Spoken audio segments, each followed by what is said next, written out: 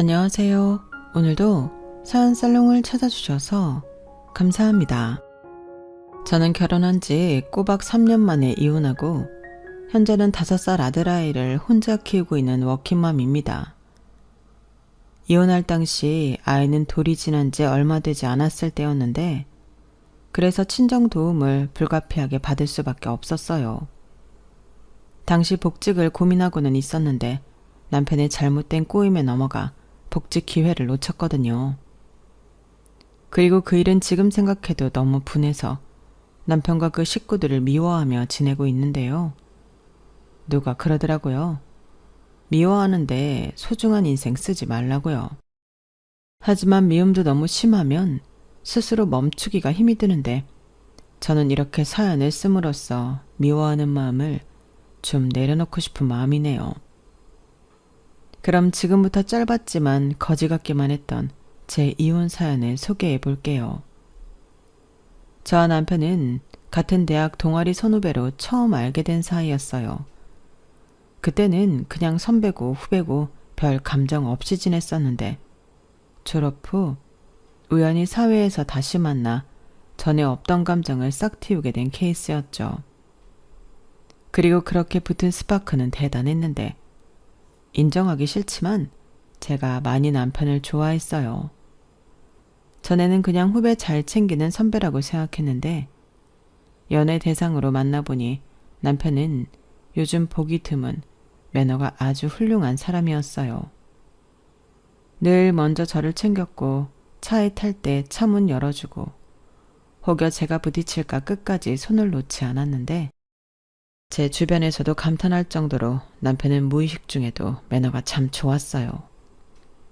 그러니 연애를 하는 동안에 늘 에스코트를 받는 기분이 들어 좋았는데 사실 그동안은 그런 대접을 받아보지 못했어요. 그 이유는 제가 주로 저를 좋아해주는 남자를 만나기보다 제가 좋아하는 남자를 만나 제가 더 무언가 해주지 못해 안달이었는데 남편은 확연하게 달랐어요. 심지어 좋아하기는 내가 더 좋아하는 것 같은데 남편은 늘 제가 자존심이 상하는 일이 없도록 배려를 해줬고 저는 그런 배려가 너무 좋아서 연애 1년 만에 이 남자라면 결혼할 수도 있다는 생각을 하게 되었죠. 그즈음 제 친구들이 무슨 약속이라도 한 듯 하나 둘 시집을 가기 시작했는데 괜히 부럽더라고요. 그리하여 저희는 짧다고 하면 짧은 2년 만에 결혼을 하게 되었는데요. 그냥 이 남자를 놓칠까봐 서둘러서 하게 됐어요. 그만큼 제가 남편을 좋아했던 거죠. 그리고 저보다 3살이 많았던 남편은 나이도 있었고 제가 결혼 이야기를 꺼냈을 때 그 말을 기다렸다는 듯 반겼는데 그러니 더 시간 끌 이유도 없이 결혼까지 스피디하게 진행했어요. 그리고 이젠 연인 사이가 아닌 부부가 된 우리는 행복한 신혼생활을 보냈는데요. 남편은 집안의 장남으로 가족들에게도 무척이나 잘하는 사람이었죠. 심지어 결혼해 생긴 장인 장모에게도 참 잘했는데 그래서 저희 부모님도 남편을 많이 좋아했어요. 특히 저희 아빠가 아들 같은 사이를 얻었다며 정말 많이 좋아하셨는데 저희는 딸만 둘인 집이라 아빠가 늘 아들 타령을 했어요. 그래서인지 사위를 아들처럼 생각하고 싶어 했는데 그에 반면 시댁은 저보다 더 2살이나 더 어린 시누이가 있었어요. 그러니까 시댁은 1남 1녀 남매가 있었는데 시누는 뭐랄까 같은 여자가 봐도 좀 위태위태해 보였어요. 왜 그냥 하루만 사는 사람들 있잖아요. 딱히 시집을 가고 싶어 하지도 않았고 그렇다고 일 욕심도 없어서 조금만 힘들어도 회사를 그만뒀는데 다행이라고 해야 할까요?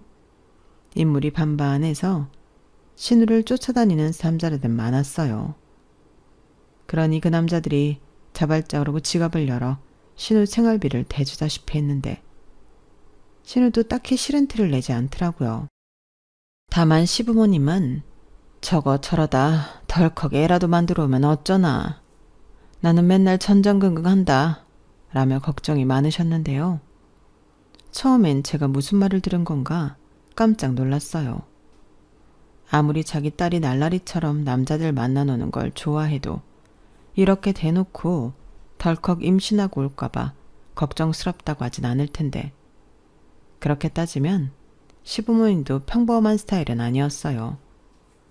그러니까 딸이 저렇게 자유분방하게 살 수 있었을 거라 생각은 되는데 그 불똥이 저한테 튈지는 몰랐어요. 아니, 아들은 반듯하게 잘 키운 양반들이 더 조심스러운 딸은 왜 되는 대로 막 키웠을까요? 저는 늘 그 점이 의문스러웠는데요. 시어머니가 하시는 말이 있긴 했어요. 걔 둘은 뱃속에 있을 때부터 달랐어. 우리 준석이는 아들이라고 하기에는 그렇게 힘들지 않았거든. 그런데 준이는 입덕부터 태동까지 완전 딴판이었다니까. 오죽하면 성별이 둘이 바뀌어 태어났다고 다들 그랬어. 정말요? 그건 진짜 신기하네요. 같은 부모 유전자를 받아서 어떻게 그렇게 달랐을까요? 그러게 말이다. 나도 참 그 점이 신기하다. 이럴 줄 알았으면 준석이만 낳고 안 낳았지. 네? 어머니도 참 농담이시죠? 반반이야. 그만큼 그 집에 키우느라고 고생했다니까. 어떤 점쟁이는 그냥 연예인 시키라고 했었는데 지금 생각하면 그게 후회스러워. 저렇게 반란 까질 거 연예인 돼서 돈이라도 잘 벌면 좋잖아. 이효리 있지? 우리 딸이 걔처럼 성공한다고 했어, 그 점쟁이가. 지금 생각해도 아깝네. 저는 시어머니의 말에 그저 어색하게 하하하 웃었어요.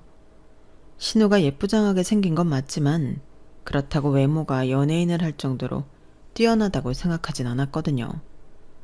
그리고 얼굴만 예쁘다고 다 연예인 하나요? 노래든 연기든 하물며 진행이라도 할 수 있는 재능이 있어야 하는데 제가 볼 땐 신우는 그냥 예쁘다 예쁘다 칭찬받고 노는 낙으로 사는 사람이었어요. 이렇게 말하면 제가 신우를 질투라도 하는 것처럼 보일까 조심스러운데 제 생각은 그랬다는 거죠. 그러니 시부모님에겐 아들인 남편보다도 딸인 신우이가 늘 앞날이 걱정스러운 아픈 손가락이었는데 그래도 막내라고 남편도 그렇게 시부모님도 신우를 말과 다르게 예뻐했어요. 특히 남편은 지가 오빠고 여동생이라고 나름 용돈도 따로 챙겨주고 갖고 싶은 물건이 있다고 하면 슬쩍 사주기도 한 모양이었죠. 문제는 그게 결혼 후에도 계속되었다는 거였어요. 저희는 정말 신혼기간 동안 너무 행복했거든요. 그런데 신우에 관련된 이벤트가 있는 날이면 저는 좀 신기가 불편했어요. 남편도 그걸 알고 있었죠. 그래서 결혼 전에는 부모 몰래 하던 짓거리를 결혼 후에는 와이프인 저 몰래 하려고 했는데 대부분 돈이랑 연관된 일이라 제가 모를 수가 없다는 게 함정이었어요. 부부가 맞벌이면 아무래도 각자 벌어도 공동재산이라는 인식이 있잖아요. 여기서 네 돈 내 돈을 따지는 것도 웃긴 일이라 대체로 돈 관리는 제가 했는데요. 거기에도 나름의 이유가 있었어요. 신혼집이 제 명의로 제가 산 아파트였거든요. 제가 회사에서 입사 후 재테크에 관심이 생겼어요. 같이 일하던 여자 팀장님이 주식, 코인, 부동산 이런 걸로 재미를 보는 사람이었는데 조금 오바해서 회사는 그냥 놀기만 하면 지루할 것 같아 오는 딱 그런 느낌이었는데 어린 마음에 그 팀장님이 엄청 멋있어 보였죠. 그래서 나도 저런 팀장님 같은 여자가 되고 싶다는 생각을 하게 되었고 창피함도 무릅쓰고 넉살도 좋게 신입인 주제에 팀장님이랑 친해지려 노력했어요. 이유는 단 하나. 재테크 노하우를 배우고 싶었거든요. 사회초년생이 돈이 있어봤자 얼마나 있겠어요. 그러니 적은 금액으로 당장 시작할 수 있는 무언가를 전수받고 싶었는데 처음엔 살짝 귀찮아하는 것 같았지만 제가 진심으로 부탁하고 커피도 알아서 사다 아침마다 세팅해 놓으며 간절함을 보이니 슬쩍슬쩍 알려주시는 것들이 생겼죠. 저는 그때부터 본격적으로 돈에 관련된 경제 공부를 했어요. 소심하게 투자를 조금 해봤는데 거기서 수익이 나니 제대로 도전해보고 싶은 마음이 들었거든요. 그리고 두 번째 목표로 20대에 내 이름으로 된 서울의 아파트를 한 채 사자라는 꿈을 꾸게 되었고, 결혼 직전 저는 신혼집으로 쓸 수도 있다는 부푼 꿈을 안고 집 매매 계약을 했어요. 물론 대출도 조금 받았고요. 그래서 결혼할 때 집은 내가 있고 대출금은 같이 갚기로 했기에 제가 우리 부부의 돈 관리를 하게 되었는데, 그래서 아무리 남편 명의의 통장이라도 저한테 들킬 수밖에 없었어요. 그러니 남편은 티나지 않게 하려고 카드깡을 하거나 자기 카드로 신혼물건을 사줬는데, 아무리 그렇다고 해도 제 손바닥 아니었어요. 제가 남편 카드 사용 내역도 다 체크하고 있었거든요. 물론 남편 몰래하고 있었기 때문에 본인은 몰랐을 테지만, 남편이 어디에 카드를 긁고 다니는지 저는 궁금했기에 카드 내역을 보는 걸 멈출 생각이 없었죠. 그리고 사용처 금액이 유달리 튀는 것들은 거의 100% 신우한테 들어간 것들이었는데요. 처음 몇 번은 눈 감아줬지만 카드 대금이 나날이 불어나 저는 말하지 않을 수가 없었어요. 자기야, 자기 카드로 아가씨 뭐 자주 사줘? 카드값이 계속 많이 나와. 사용처도 전부 백화점 아니면 아울렛인데 여긴 언제 갔다 온 거야? 이렇게 물었는데 남편은 화들짝 놀랐어요. 그리고는 기분 나빠하듯 내역까지 확인한 거냐며 정색을 했는데 제가 그랬죠. 그럼 카드값이 계속 많이 나오는데 내가 확인을 안 해? 도대체 어디에 긁고 다니는 건지 알아야지. 근데 사용처가 자기가 다닐 만한 곳이 아니잖아. 이렇게 말했어요. 사실 제가 이렇게 물으면 남편이 정색하고 뭐라 할 줄 예상했었거든요. 그래서 더 적반하장으로 밀어붙일 요량이었는데 역시나 남편은 아무 말도 하지 못했어요. 자기도 찔리는 구석이 있으니 강하게 말하지 못했던 거죠. 그리고 제가 선심 쓰듯 지금까지 일은 넘어갈 테니 다음엔 이런 일이 없게 하라고 하니 남편은 그제야 미안하다고 앞으로는 이런 일이 없는 것은 물론이고 자기가 개인적 돈이 아닌 가족에게 돈을 써야 할 때는 아내인 저와 상의하겠다고 약속했어요. 저는 남편의 그런 약속을 믿었기에 그 일은 그렇게 넘어갔는데, 그래도 좋은 아들, 좋은 오빠는 어디 가지 않더군요. 한 번은 신우가 생일이었는데 아주 이기집애가 지 오빠한테 제대로 뜯어낼 생각인 건지 자기 생일이라 갖고 싶은 것도 많고 친구들 불러 좋은 데 가서 파티도 하고 싶다며 노골적으로 돈을 좀 넉넉히 달라고 하더라고요. 저는 눈을 동그랗게 뜨고 넉넉히라고 하면 얼마를 말하는 거냐. 남편이 말하기도 전에 나서서 정리를 하려고 했는데 신우는 굉장히 언짢은 얼굴로 저를 쳐다봤어요. 분명 아무 말도 하지 않았지만 얼굴이 네가 왜 나서냐 딱 그런 얼굴을 하고 있었죠. 게다가 아들 주머니는 쉽게 생각하던 시어머니도 이런 날 오빠가 동생 챙기는 거지. 너도 참 그렇다.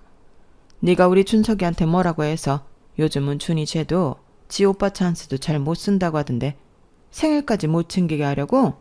그건 아니지. 라고 나서며 저에게 핀잔을 주셨는데요.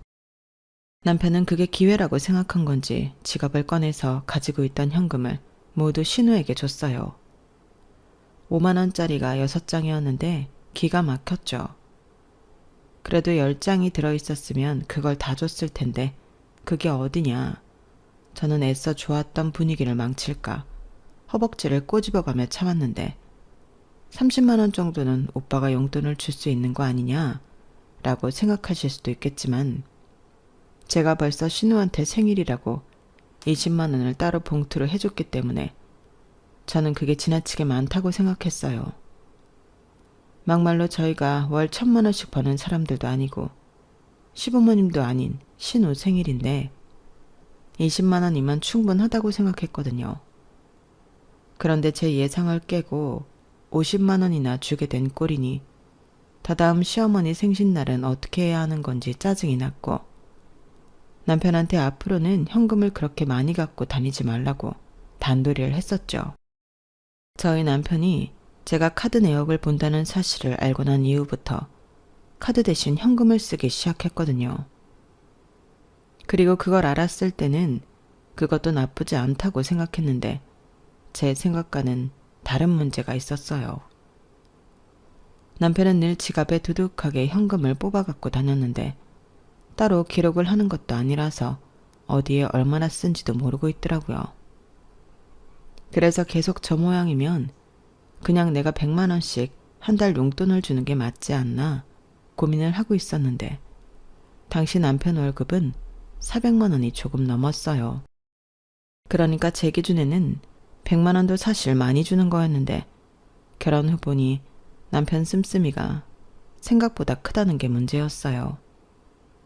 게다가 자기 가족들 만나면 이렇게 뜯기고 저렇게 뜯기고 거기에 더해서 자기가 기분까지 내면 100만 원은 하루면 다 쓰는 돈이었는데 어떤 와이프가 그걸 좋아하나요?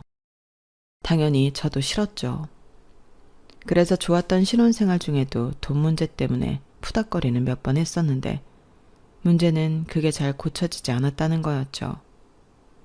그러던 중 저는 임신을 했고 가족 계획 하에 한 임신이라 저는 최대한 쓸 수 있는 육아휴직과 재택근무를 신청했는데 제가 하는 일은 재택근무가 가능한 일이었어요. 그래서 아이가 태어나도 출근하지 않고 집에서 어느 정도 업무를 볼 수 있었는데요. 문제는 회사 내 인식이었어요. 어쩌다 한번 쓰는 거면 몰라도 아예 출근을 하지 않고 1년가량 재택근무를 하려고 보니 말이 많은 거 있죠. 분명 사구에는 최대 1년까지 쓸 수 있는 걸로 되어 있었는데 그냥 보여주기식 규칙이었나 봐요. 그래도 그때는 임신을 한 뒤로 철판을 깔고 하는 데까지는 하려고 했는데 역시나 아이를 낳고 출산휴가가 끝난 뒤 육아휴직 할지 재택근무를 할지 고르라는 회사의 통보가 날아왔어요. 둘 다 순차적으로 쓸 생각이었던 저는 난감할 수밖에 없었죠. 사실 저는 1년은 육아휴직, 1년은 재택근무 후 아이를 어린이집에 보내고 출근직으로 전환할 생각이었거든요. 그런데 그런 제 계획을 꿰뚫어 봤다는 듯 회사는 호락호락하지 않았고 저는 일단 육아휴직을 쓰기로 했어요. 그리고 그 이유 문제는 남편과 상의를 하려고 했어요.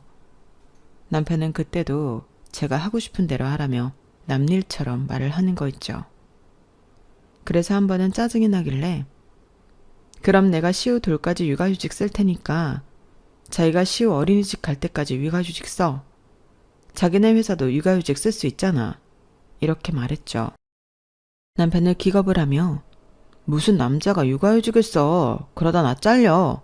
이렇게 말했는데 어째 신혼 초반부터 저의 행복은 점점 증폭이 되는 게 아니라 내리막길을 걷는 것만 같았어요. 사실 그건 제 입장에서는 씁쓸한 일이었는데요. 저는 남편과 결혼하면 행복이 2배가 될 줄 알았거든요. 그런데 실상은 엉뚱한 일에 스트레스 받고 남편에게 때때로 서운함을 느끼는 날이 많아졌는데 처음에는 임신해서 호르몬 때문이라고 생각했어요. 하지만 그건 호르몬이 아닌 저의 상식에 기반한 가치관이었고 가족을 위한다는 게 내가 아닌 시댁 식구들이라는 생각에 불만이 무서운 속도로 쌓이고 있었어요. 아, 이래서 남편을 남의 편, 그냥 시댁 편이라고 하는 건가? 그런 생각이 들었는데 제가 막달이 되어 본격 출산휴가와 육아휴직에 들어갈 즈음 놀라운 소식이 들려왔어요. 아니 글쎄 무슨 일이 있었는지 남자친구가 없어서 외롭다고 푸념하던 신우가 갑자기 결혼을 한다는 거예요. 그 사실을 가족 중 제가 가장 늦게 알았는데 남편은 벌써 매제가 될 남자도 밖에서 따로 만나봤다며 저더러 직업도 7급 공무원이라 안정적이고 성품도 괜찮은 사람이라며 저한테 신우 예비신랑 자랑을 늘어놓더군요. 하지만 아무리 생각해도 이상하기만 했던 저는 남편에게 근데 아가씨는 지난 명절까지도 가족들한테 만나는 사람 없다고 했잖아. 연애도 아니고 결혼? 그럼 그 남자랑은 얼마나 만난 거야? 혹시 아가씨 애라도 가진 거 아니지? 라고 물었어요. 역시는 역시였어요. 나이트클럽에서 만난 남자와 하룻밤의 불장난으로 두 사람은 결혼까지 하게 된 거였는데 예전 시어머님이 걱정하던 일이 현실로 벌어진 거죠. 그리고 그 상대 남자는 술김이라 기억도 잘 나지 않는다고 하더군요. 시부모님이 그딴 말이 어딨냐고 그 남자가 일하는 관공서까지 쫓아가 뒤집어 놓고 왔다고 했어요.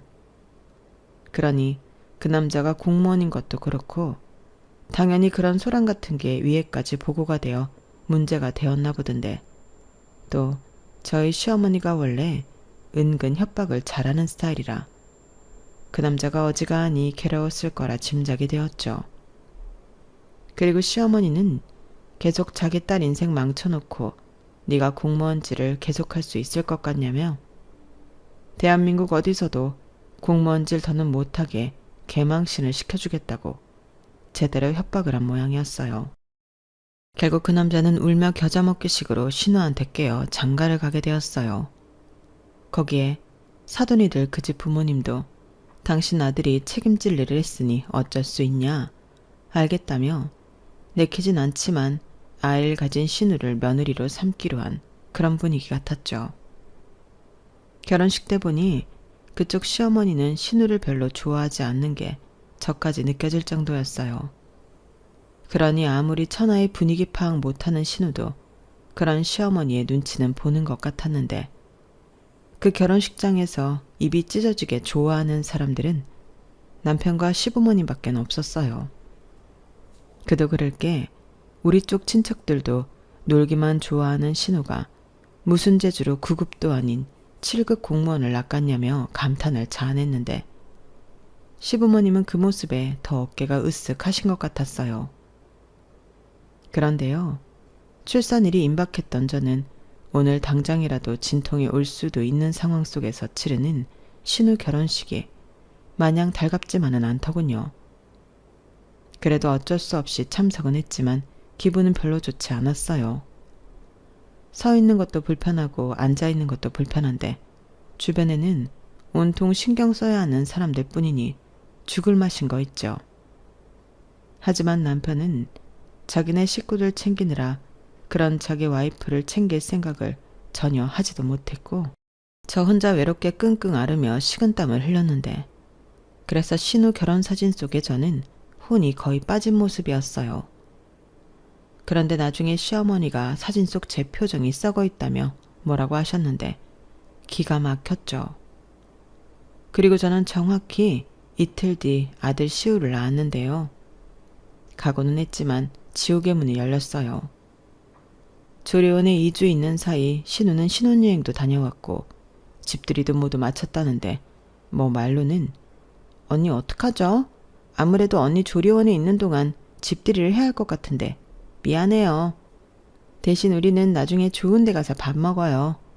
라고 말뿐인 사과를 했는데 지도 저도 별로 아쉬운 마음은 하나도 없었죠. 그렇게 저는 어차피 육아휴직이 바로 시작이 되는 터라 신생아와 초보 엄마의 어설픈 육아가 시작되었는데요. 애도 울고 저도 울고 매일 장난이 아니었어요. 하루 16시간씩 컴퓨터 키보드를 쳐도 멀쩡했던 제 손목은 2달 만에 망가져버려서 주말이면 한의원에 출석해야만 버틸 수 있는 지경이 돼버렸거든요. 거기에 아들이라 그런지 몸무게도 무섭게 늘어나 안을 때마다 힘이 들었는데 제가 잘못 기를 들인 건지 아이는 등에 센서라도 달린 듯 바닥에 내려놓으면 울어서 늘 안고 다녔죠. 그래도 남편도 도와준다고 애는 많이 쓰긴 했는데 유감스럽게도 큰 도움은 되지 않았어요. 다른 집 아빠들은 그렇게 육아에 도움이 많이 된다고 하던데 이 인간은 의욕만 실력을 앞설 뿐 일만 배로 만들어주는 최악의 육아동지였다니까요. 그러니 아들아이 1년 동안은 순전히 제가 저를 갈아 아이를 키웠는데 그때 깨달았어요. 엄마는 아이를 낳는다고 되는 게 아니라 키우면서 된다는 걸요. 저희 아기가 돌이 되어 갈 즈음 제가 힘들게 간 그 길을 신우도 걷고 있었는데요. 그 집은 시어머니가 거의 매일 출근해서 애를 본다 하더군요. 신우는 딸을 낳았는데 그 딸도 순하지는 않아서 어지간히 애를 먹인다고 하더라고요. 게다가 밤낮이 바뀌어 밤이면 그렇게 울어제낀다고 했는데 그때 처음으로 신우가 짠하게 느껴지던 것 있죠. 하지만 이내 그 시간이 지나면 좀 철이 들겠구나 그런 생각도 하는 저였는데 그땐 몰랐어요. 아무 상관없다고 생각하던 신우의 딸이 제 이혼에 큰 영향을 미칠 줄을요. 저는 아들 시우의 돌잔치를 끝으로 복직을 고민하고 있었어요. 더 이상 육아휴직은 쓸 수 없었고 사직이냐 복직이냐 선택을 해야 했는데 당연히 제 선택은 복직이었어요. 하지만 이제 돌이 지난 어린아이를 어린이집이라는 곳에 보내려고 하니 그것도 영 마음이 놓이지 않았는데 1년 동안, 아니 뱃속에 있을 때부터 떨어진 적이 없던 모자지간이라 그런지 제 마음은 매일매일이 우울함 그 자체였어요. 그래서 솔직히 주변 식구들을 잘 챙기지 못했는데 그때 저희 친정 아빠가 크게 아프시다는 것도 나중에 알게 되어 너무 죄송했어요. 여동생이 아빠가 말하지 말라고 해서 말을 못했다고 했는데 그래도 눈치를 채지 못한 제 잘못 같아 한동안 마음이 좋지 않았거든요. 그리고 저는 신우가 그새 이혼을 했다는 것도 몰랐는데요. 사실 그게 더 충격이긴 했죠. 그 뒤를 제가 이을지 모르고 저는 막연하게 결혼한 지 얼마나 됐다고 벌써 이혼을 했어? 그리고 애는 그 어린애를 어떻게 키우려고? 그렇게 오지랖을 떨며 남의 일처럼 생각했는데 그건 결코 남의 일이 아니었어요.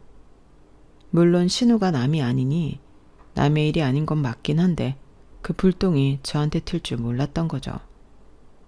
그리고 한 번은 지나가는 말로 제가 아들 시우를 보며 아, 이 어린 걸 어떻게 두고 회사에 가지? 라고 한 적이 있었는데 그때 남편이 그러는 겁니다. 그럼 복직하지 말고 이참에 우리 둘째 가질까? 우리 원래도 애는 둘 정도 낳자고 했잖아. 저는 솔직히 그 말에 조금 놀랐어요. 왜냐하면 육아에는 전혀 도움이 되지 않는 남편이 할 소리가 아니라고 생각했거든요. 모르긴 몰라도 고만고만한 아이 둘을 키우는 건 쌍둥이를 키우는 것과 다르지 않을 것 같았는데 그때 남편은 본격적으로 저를 설득하려 마음을 먹었는지 또 이렇게 말했어요. 자기야, 생각해봐. 또 잘 다니다 둘째 가질 쯤 회사에 또 육아휴직 쓴다고 하면 그때 가서는 눈치가 안 보일까? 어쩌면 그때는 진짜 회사를 그만둬야 할 수도 있어. 그럴 것 같으면 애 키우는 김에 얼른 하나 더 키우고 1살이라도 더 젊을 때 새 직장 찾는 게 낫지. 안 그래? 라고 하더라고요. 솔직히 그 말은 솔깃했죠. 남편 말이 전부 맞는 소리 같았거든요. 저는 이왕이면 둘째가 첫째보다 2살에서 3살 나이 차이가 좋다고 생각했는데 그때는 초보 엄마 딱지를 떼서 그런지 어차피 힘든데 하나 키우나 둘 키우나 조금 더 힘든 차이지 않을까? 뭘 모르는 생각을 했어요. 그리고 육아는 체력이라는 점을 고려해 남편 말처럼 그냥 이참에 둘째를 갖고 둘째가 3살이 될 쯤 새 직장을 알아보는 게 어떨까 고민에 빠졌어요. 그 기간 동안 저는 자격증도 따고 해보고 싶은 것도 많았어요. 그리고 그때는 지금 하는 일이 아닌 다른 일에 도전하고 싶다는 생각을 했는데 남편이 그래도 가장으로 능력이 없는 사람이 아니니 그래보자 하는 생각이 들었죠. 어차피 저희는 그때 집 대출금도 다 갚아 집 걱정도 없었는데요. 생각을 바꾸니 둘째를 안 가질 이유가 없었어요. 그래서 남편에게 그럼 그러자고 회사에 사직서도 내고 둘째 계획을 세웠는데요. 모든 합의가 끝났음에도 한 달이 넘도록 남편은 저와 잠자리를 할 생각이 없더군요. 저는 이상하고 답답해서 짜증이 났어요. 지금 뭐 하자는 거야? 마음이 바뀌기라도 했어? 둘째 갖자고 해서 사직서까지 냈는데 누가 마음 바뀌었대. 그냥 나는 좀 생각을 해보려고 했던 거야. 생각? 이제 와서? 지금 사람 가지고 놀려? 그래, 후회 안 하지. 나중에 나 때문이라고 나 원망하면 안 된다. 그때 알아차려야 했어요. 솔직히 둘째를 가졌다고 애 아빠인 남편을 원망할 일이 뭐가 있겠어요. 그런데 남편은 그렇게 말하고 다음날 갑자기 신우아이를 데리고 왔는데 아주 입이 귀에 걸렸더라고요. 저는 왜 갑자기 조카를 데리고 왔냐 물었는데 그때 남편이 뭐라고 한 줄 아세요? 그 애가 저희 둘째라는 거예요. 진짜 황당해서 말이 나오지 않았는데 이 인간은 저더러 혜진이 우리 호적에 올려서 우리 둘째를 키우자. 이왕이면 남매가 좋잖아. 자기 힘들게 또 임신하고 출산 안 해도 되고 준이는 혼자면 새 출발할 수 있고 이거야말로 진짜 좋은 생각 아니야? 남도 아니고 내 핏줄이잖아. 그럼 자기도 우리 딸로 키울 수 있지 않아? 이러더라고요. 정말 미친 개소리 아닌가요? 지 핏줄이니까 괜찮다. 근데 그 애는 제 핏줄은 아니잖아요. 제가 왜 신우의 애를 제 딸로 키워야 할까요? 저는 멍멍이 짖는 소리 그만하라고 있는 힘껏 소리를 질렀어요. 지금 나더러 네 동생 자식 키우라고 회사도 사직서 쓰게 했어? 너 돌았냐? 제정신이야?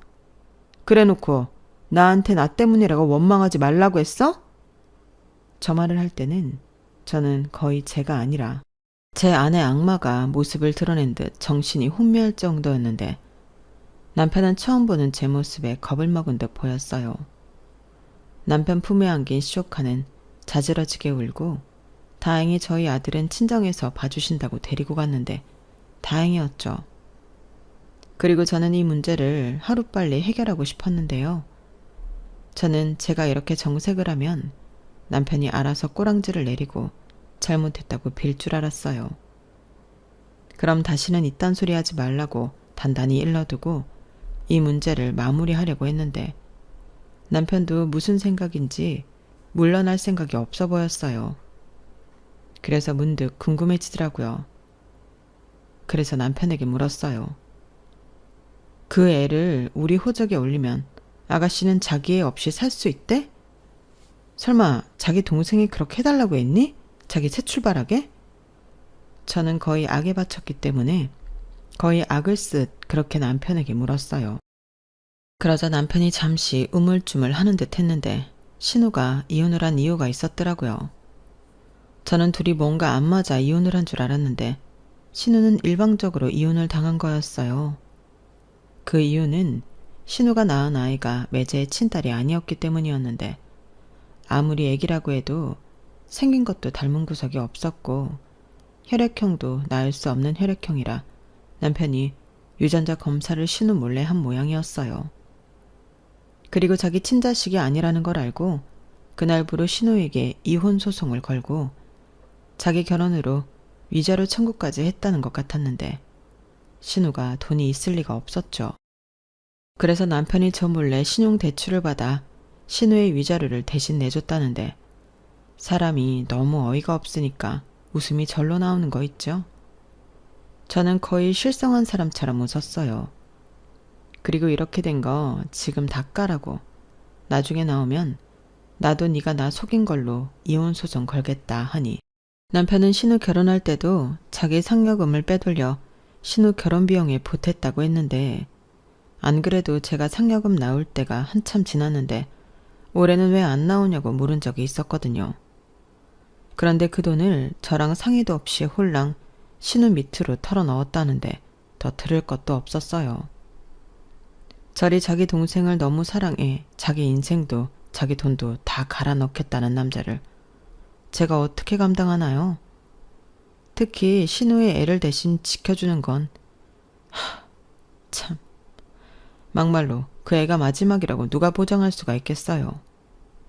나중에 시어머니가 이 사실을 알고 진짜 애 아빠는 누구냐고 거의 신우를 죽일 듯 몰아세웠어요. 신우는 울면서 모른다고 했거든요. 그러니까 그렇게 하룻밤 잠자리를 나눈 남자가 한둘이 아니라는 건데 저는 그런 신우를 감싸는 남편을 이해하고 싶지 않았죠. 남편 말로는 자기라도 감싸지 않으면 자기 동생이 잘못된 선택이라도 할까 겁이 나서 그런다고 하는데 저는 그것도 개소리라고 생각합니다. 그럴 용기가 있는 사람이면 충분히 자기 아이 책임지고 살 수 있죠. 그런데 이렇게 자기 오빠 편에 자기 자식을 떠맡는 사람이 무슨 마음가짐으로 그런 어마무시한 결심을 하겠어요.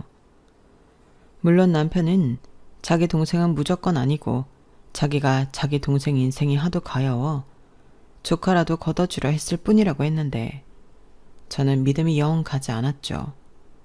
또 설령 그게 사실이라고 해도 더 싫으면 싫었지 마음이 바뀌지 않았는데요. 저는 하나하나 양파가 까지듯 남편이 저를 속였다는 사실에 이혼을 결심했거든요. 솔직히 이런 상황에서 이혼하지 않으면 제가 등신 아닌가요?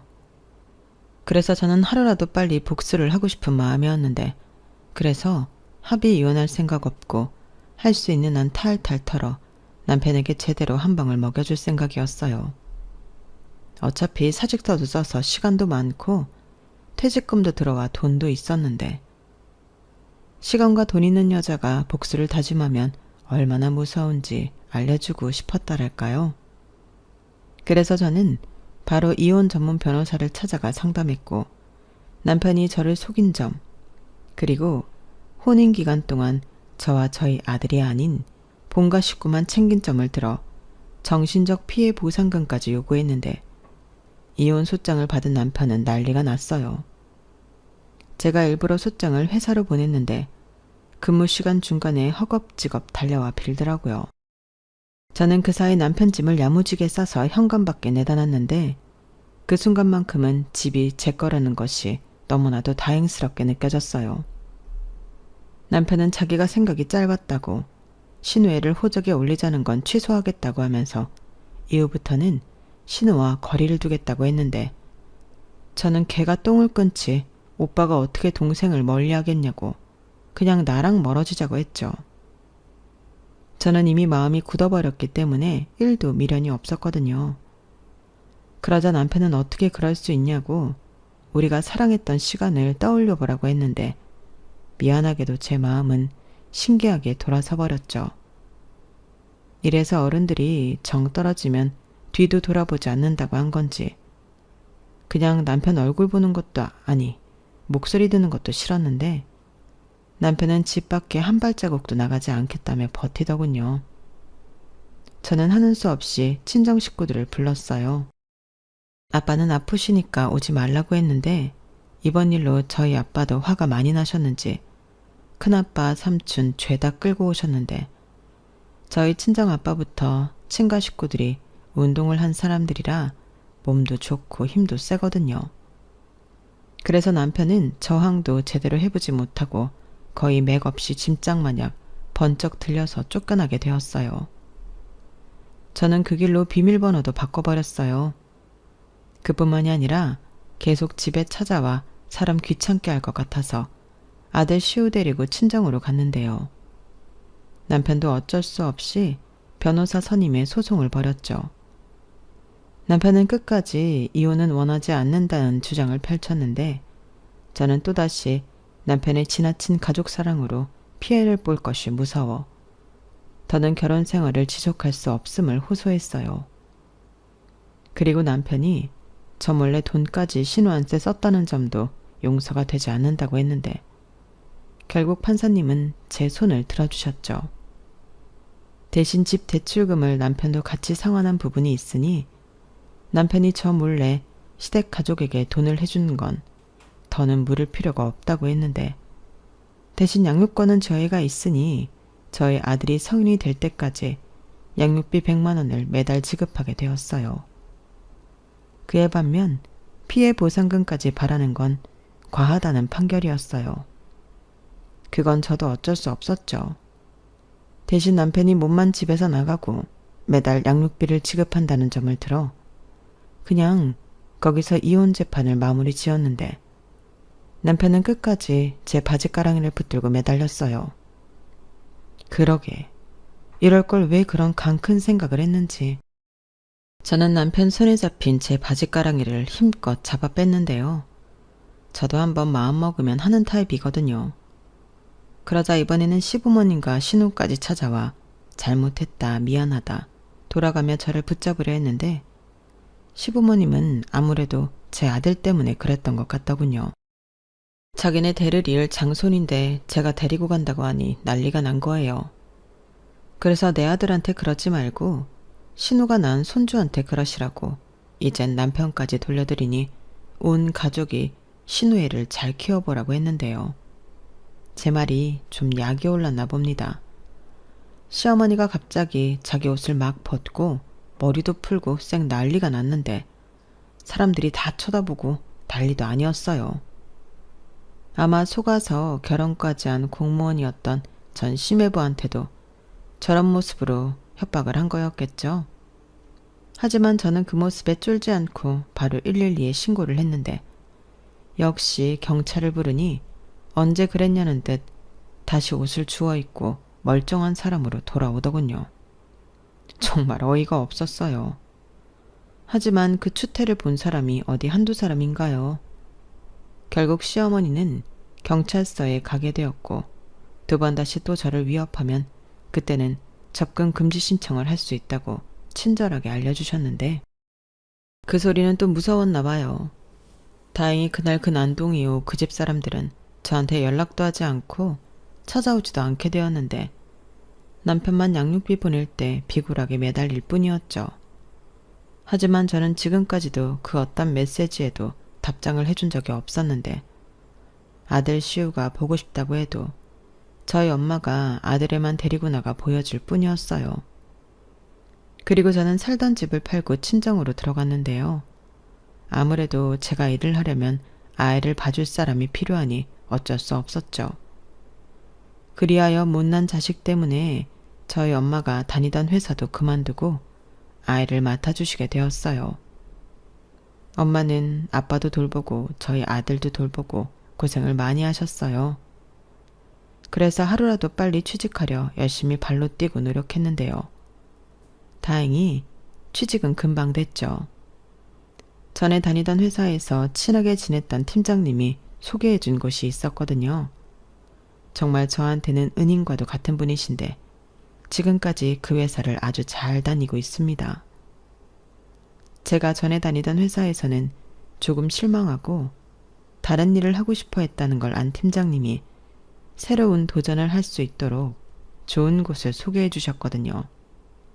그 덕에 저는 참 바쁘게 살 수밖에 없었는데 마음은 늘 신나고 행복했어요. 그리고 연봉도 전에 다니던 회사보다 많이 받았는데 월급의 절반 이상은 전부 엄마에게 드렸죠. 아무래도 제가 지금 가장 고맙고 신세지는 사람이 엄마인지라 저는 엄마의 잃어버린 월급을 찾아주고 싶었어요.